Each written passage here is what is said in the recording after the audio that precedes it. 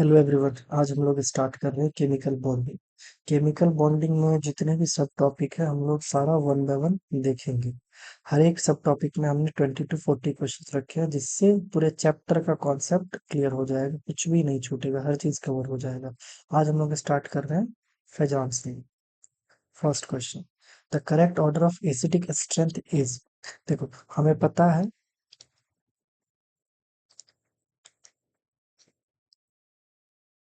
Oxygen is more electronegative element. ठीक है, इतना हमको पता है। तो क्या हो जाएगा, number of oxygen increase then acidic strength is also increasing. अब देखो, इसमें ज्यादा नंबर ऑफ ऑक्सीजन है वो उसका एसिटिक स्ट्रेंथ ज्यादा होगा। इसमें देखो सबसे ज्यादा किसका है, HClO4 का होना चाहिए, फिर HClO3, फिर HClO2, फिर HCl। हमारा फर्स्ट ऑप्शन करेक्ट हो जाएगा। दूसरा क्वेश्चन देखते हैं। दूसरा क्वेश्चन क्या है, the charge by size ratio of cation determines its polarising power. which one of the following reaction sequence represent the increasing order of polarizing power of cationic species? Potassium plus, calcium 2 plus, magnesium 2 plus, beryllium 2 plus. देखो, हमें पता है फैजॉन्स rule से, अगर हम cation की बात करें तो इसमें चार्ज पहले लिख लो, फिर साइज लिख लो। चार्ज अगर हाई होगा, इसका पोलराइजिंग पावर ज्यादा होगा, मतलब मोर पोलराइजिंग पावर। अगर साइज स्मॉल होगा तो पोलराइजिंग पावर ज्यादा होगा। ये कॉन्सेप्ट है इस क्वेश्चन का। अब इस पे अप्लाई करते हैं। इसमें क्या क्या दिया गया है, calcium 2 plus, magnesium 2 plus, beryllium 2 plus and potassium plus. इसमें हाई चार्ज किसका है, +2 +2 +2, यानी इसका पोलराइजिंग पावर सबसे कम होगा। इसको ये पहले यहाँ लिख लो। अब देख लो ऑप्शन, देखो सबसे कम ये है और सबसे कम नहीं है, तो ऑप्शन यही सही हो जाएगा। फिर भी इन तीनों को देखते हैं। इसमें क्या है, साइज स्मॉल तो पोलराइजिंग पावर ज्यादा। अब देखो, बेरिलियम, मैग्नीशियम और कैल्शियम, सबसे ज्यादा बड़ा साइज किसका है, कैल्शियम 2 प्लस का। क्यों है बड़ा साइज, जब हम पीरियोडिक टेबल में ऊपर से नीचे आते हैं, टॉप टू बॉटम, तो साइज इंक्रीज करता है। ठीक है, पीरियोडिक टेबल में आप देखोगे बेरिलियम है, मैग्नीशियम है, फिर कैल्शियम है, अल्कली अर्थ मेटल का ये ग्रुप। सबसे बड़ा साइज किसका है, कैल्शियम का। सबसे कम पोलराइजिंग पावर किसका होगा, कैल्शियम का, फिर मैग्नीशियम का, फिर बेरिलियम का। ठीक है, इस हिसाब से हमारा ऑप्शन डी करेक्ट हो जाएगा। इसके बाद क्या है, among Al2O3, SiO2, PtO3 and SO2 the correct order of acidic strength is। देखो, हमें पता है जब हम पीरियोडिक टेबल में ऊपर से नीचे आते हैं तो acidic nature of oxides decreases, ये कॉन्सेप्ट इस क्वेश्चन का। और लेफ्ट से राइट जाते हैं पीरियोडिक टेबल में तो acidic nature of oxides increases. अब इसमें देख लेते क्या क्या है, एल्यूमिनियम है, सिलिकॉन है, फास्फोरस है, सल्फर है, इसका ऑक्साइड दिया गया है। ठीक है, लेफ्ट से राइट, ये देखो थर्ड पीरियड का एलिमेंट, थर्ड पीरियड का एल्यूमिनियम, सिलिकॉन, फास्फोरस, सल्फर। तो लेफ्ट से राइट जाएंगे तो एसिडिक स्ट्रेंथ बढ़ेगा इसके ऑक्साइड्स का। तो सबसे लेस जो एसिडिक होगा वो Al2O3 हो जाएगा, और सबसे जो मोर एसिडिक होगा वो SO2 हो जाएगा। बीच में ये PtO3 आ जाएगा और SiO2 आ जाएगा। तो इसका भी ऑप्शन डी हो जाएगा करेक्ट। ठीक है, क्या देखते हैं, the correct order of increasing basic nature of the given oxides is. इसमें देखो, इसमें फेजान्स रूल का एक कॉन्सेप्ट है। इसमें ये polarising power is inversely proportional to basicity, या फिर कहे तो number of cation is inversely proportional to basicity. एक और कॉन्सेप्ट है, size of cation is directly proportional to basicity. ये तीन याद रखने हैं बस, ये क्वेश्चन हो जाएगा। अब इसमें देखो, Al2O3, MgO, Na2O, K2O, इसका फॉर्मल चार्ज क्या होगा? फॉर्मल चार्ज निकालना बता देते, चलो देखो। इसका हमको फॉर्मल चार्ज निकालना है तो इसको x मान लेते हैं। कितना है? 2 है तो 2x। एक ऑक्सीजन का हमें पता है -2 चार्ज होता है, -2 कितना ऑक्सीजन है? 3। ओवरऑल कुछ चार्ज नहीं दिया गया है तो इक्वल्स टू 0। तो 2x इक्वल्स टू, ये इधर चला जाएगा, +6 आ जाएगा, फिर x इक्वल्स टू +3। यहाँ देखो, मैग्नीशियम का निकालना है, x मान लिया, एक ऑक्सीजन का -2 होता है तो इधर आएगा 0, x इक्वल्स टू 2, इसका आ जाएगा +2। अब इधर Na2O, इसको 2x मान लो, -2 equals to 0, x equals to 1, इसका भी 1 आएगा, देख लेना। ठीक है, तो ये +1 आ जाएगा, ये +1 आ जाएगा। अब क्या है, देखो, सबसे हाई चार्ज है ऑन कैटायन, इसका पोलराइजिंग पावर क्या होगा? सबसे ज्यादा होगा, अभी मैंने बताया है। तो हाई चार्ज है कैटायन का, तो पोलराइजिंग पावर की अगर बात करें तो Al2O3 ज्यादा हो जाएगा MgO से। तो बेसिसिटी किसका ज्यादा हो जाएगा? Al Al2O3 का बेसिसिटी MgO से कम हो जाएगा। ठीक है, पोलराइजिंग पावर इसका ज्यादा है तो बेसिसिटी इसका कम हो जाएगा। तो एक रिलेशन यहाँ आ गया। उसके बाद Na2O और K2, इसमें तो चार्ज बराबर है, इसमें साइज से चले जाएंगे। Size of cation, sodium sodium और पोटासियम में किसका साइज बड़ा होगा? पोटासियम का, क्योंकि डाउन द ग्रुप आएंगे तो साइज इंक्रीज करता है। तो size of cation is directly proportional to basicity. तो साइज बड़ा इसका है K2O, तो बेसिसिटी भी उसी का बड़ा हो जाएगा। तो यहाँ पे देख लो, Na2O आ जाएगा, फिर K2O, ओवरऑल ये रिलेशन आएगा। तो इसका ऑप्शन डी करेक्ट हो जाएगा। ठीक है, the correct set from the following in which both pairs are in correct order of melting point.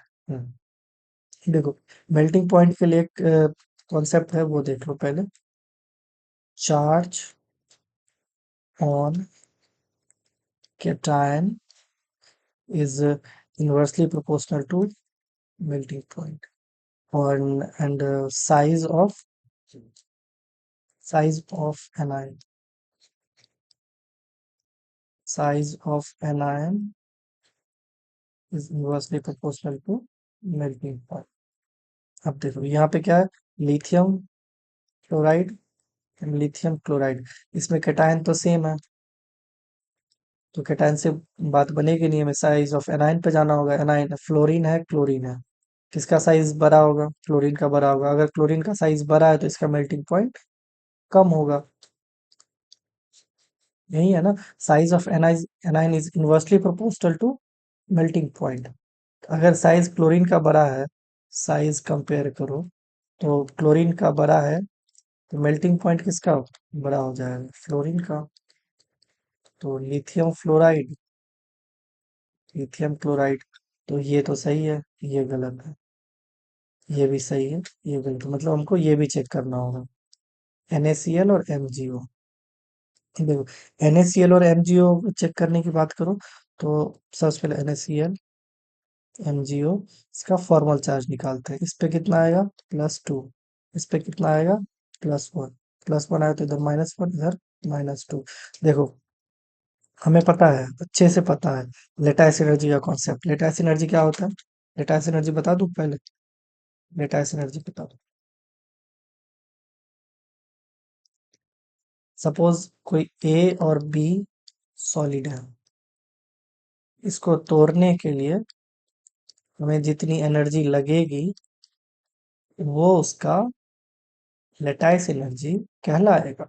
मतलब ए बी एक कोई सॉलिड है, इसको ए प्लस और बी माइनस तक पहुंचने में जितनी एनर्जी लगेगी, मतलब ए और बी का बॉन्ड ब्रेक करने में जितनी एनर्जी लगेगी उसको लेटाइस एनर्जी बोलते हैं। ठीक है, अब हमें पता है greater the charge on the ions greater will be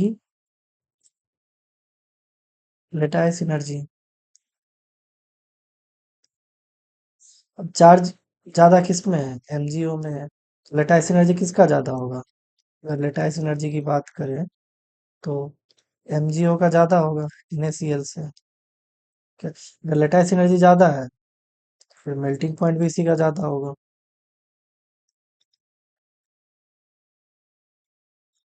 MgO यहाँ पे छोटा कर दे, ये नहीं होगा तो ये हो जाएगा, मतलब ऑप्शन ए करेक्ट है। ठीक है, इसमें देखिए which of which is the most covalent. Covalent covalent character जानने के लिए फिर फैजान्स को याद करना पड़ेगा, फैजान्स रूल।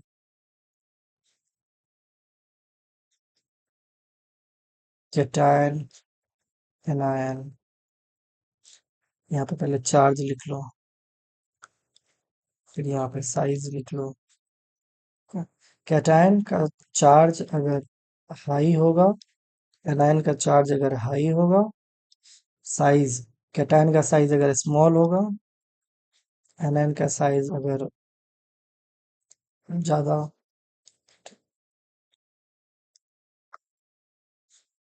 साइज स्मॉल, इसका लार्ज। अगर ये क्राइटेरिया फुलफिल कर रही है तो इसमें कोवेलेंट कैरेक्टर ज्यादा होगा। ठीक है,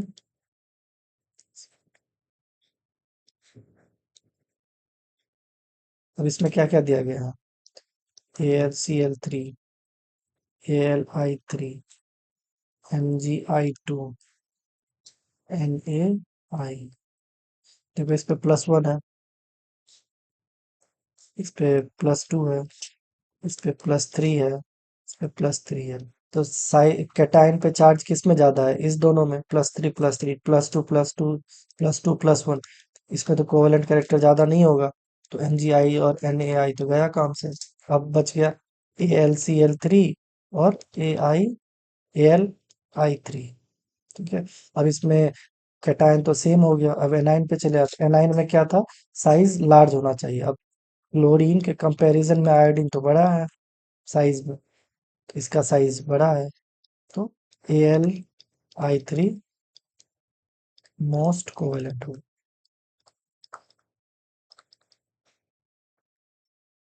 तो ऑप्शन बी करेक्ट हो जाएगा। The acidic oxide from bill, अभी मैंने पीछे बात किया है, शायद सेकेंड या थर्ड नंबर का कुछ क्वेश्चन था, प्रेडिक्टेबल में डाउन द ग्रुप जाते हैं तो acidic ox acidic nature,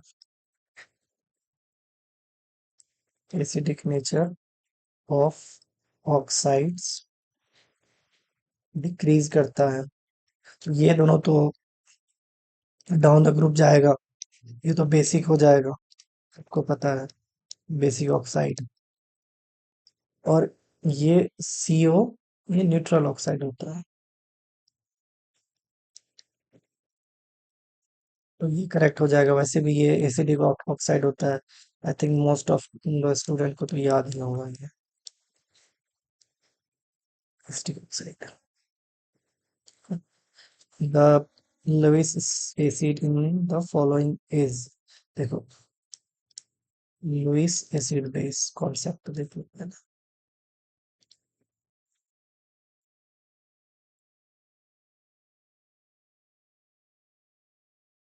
acid base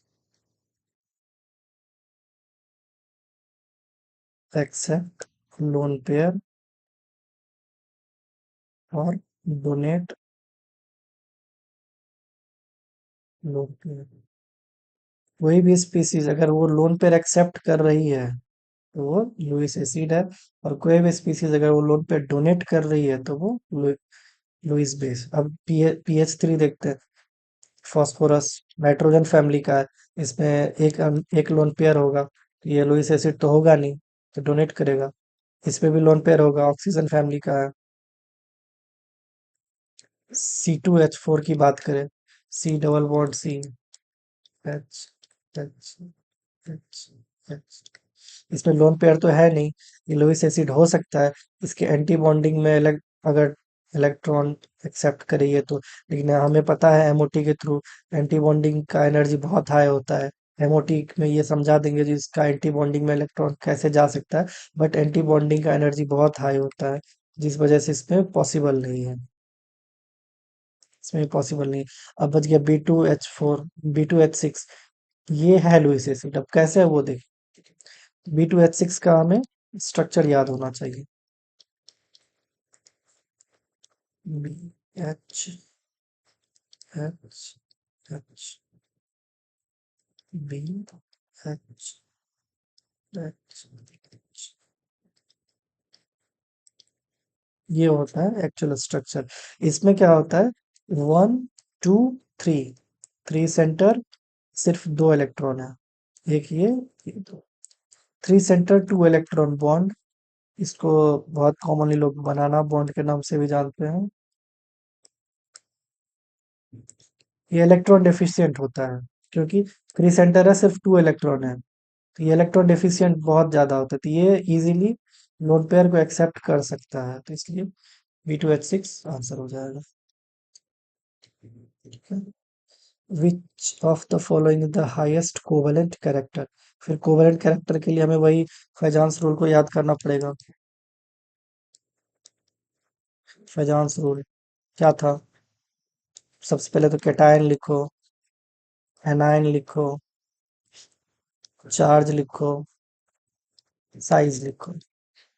cation का चार्ज क्या होना चाहिए, हाई होना चाहिए। इसका क्या होना चाहिए, इसका भी हाई होना चाहिए। साइज स्मॉल होना चाहिए, साइज लार्ज होना चाहिए। अब इस पे आते हैं। कैल्शियम, मतलब कैल्शियम हर सब में कॉमन है, कैल्शियम कॉमन है, तो कैटायन से तो बात बनेगी नहीं, हमें एनायन पे जाना पड़ेगा। अब एनायन का साइज लार्ज होना चाहिए। फ्लोरीन क्लोरीन ब्रोमीन आयोडीन में साइज किसका लार्ज है, आयोडीन का, तो ये हो जाएगा answer. The number of amphoteric compounds among the following is. देखो एम्फोटेरिक क्या होता है, अगर एम्फोटेरिक कंपाउंड की बात करें, वो होता है जो रिएक्ट कर सके, react acid and base both. इसमें ये BaO और SrOH, ये दोनों बेसिक ऑक्साइड है।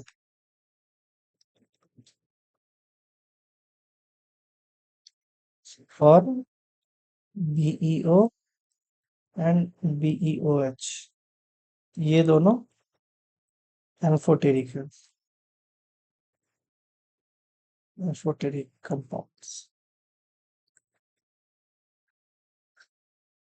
BeO और BeOH के टोटल 2। ये NAT में भी पूछ सकता है question। आज के लिए इतना ही, मिलते हैं नेक्स्ट लेक्चर में। Thank you.